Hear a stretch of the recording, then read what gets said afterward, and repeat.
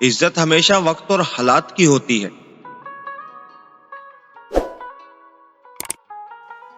और इंसान इसे अपनी समझ लेता है।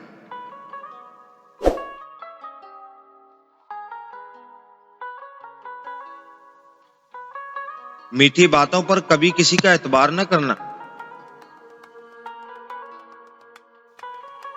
क्योंकि आजकल लोगों के होंठों पर शुक्र और दिलों में जहर है।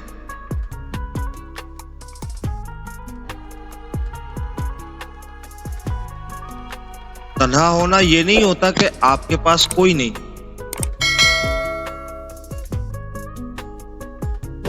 तन्हा होना दरअसल ये होता है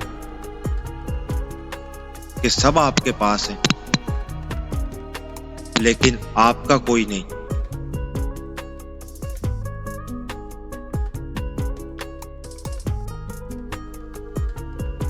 अगर सब कुछ मिल जाएगा जिंदगी में